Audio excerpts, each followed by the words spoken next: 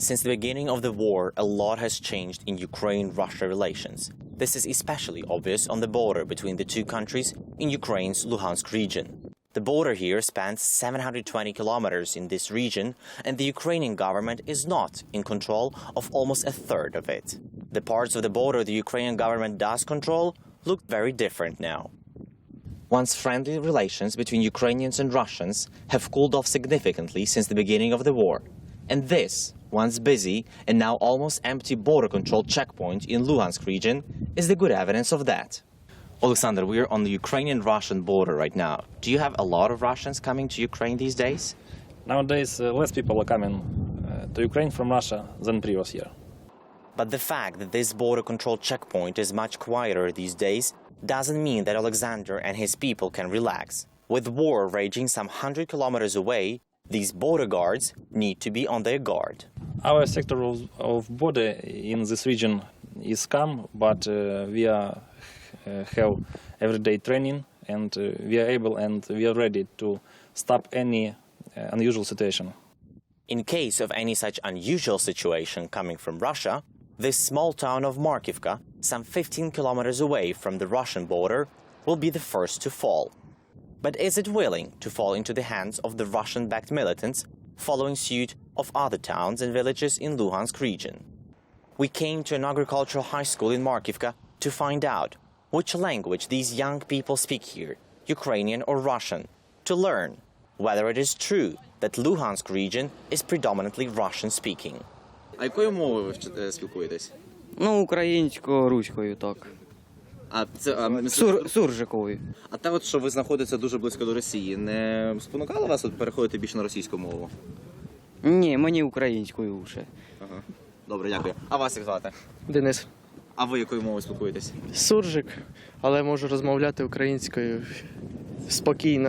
Even though these students use a colloquial, mixed Russian-Ukrainian language in their daily life, they still say it's closer to Ukrainian.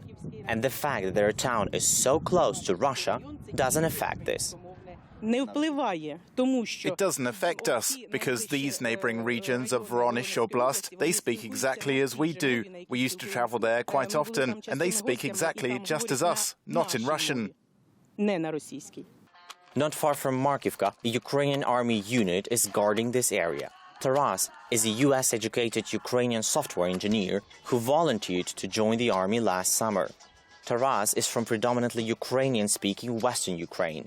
He too was surprised to find so many people speaking Ukrainian here.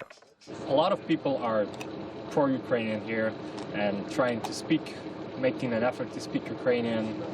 Yes, it was an eye-opening moment. Taras admits there are still a lot of people in this northern part of the Luhansk region who speak Russian, but some of them too are trying to switch to Ukrainian, especially now, in light of the events happening literally next door to them. This conflict is changing the minds of people, and more people are trying to learn Ukrainian and speak it. Among those who are learning and speaking not only Ukrainian but also English are these elementary school children in Markivka. My name is Yulia. How old are you? Я не знаю, що це. But if with English they're just beginning, Ukrainian is their mother tongue. Я спілкуюся вдома українською мовою. Українською. Українською мовою. Tamara explains that this is not something unusual, that a lot of people in the Luhansk region are Ukrainian-speaking. Not all of the people in the Luhansk region speak Russian. A lot of people speak Ukrainian. My parents, my grandparents, and great-grandparents, they all spoke Ukrainian. And while several generations of Tamara's family spoke Ukrainian, back in the classroom, the youngest generation of Markivka residents is struggling with another language. First, get up and make your bed. Then wash your face and ears. And it seems like these children in the northern part of Luhansk region are trying to move forward, away from their parents' Soviet past.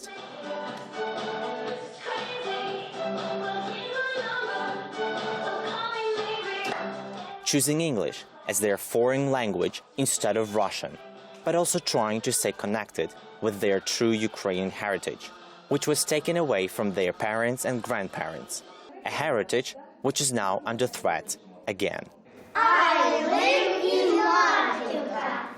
This is Volodymyr Sulhu, Pavlo Bondarenko, and Dmytro Serdechny reporting from northern Luhansk region for Ukraine Today.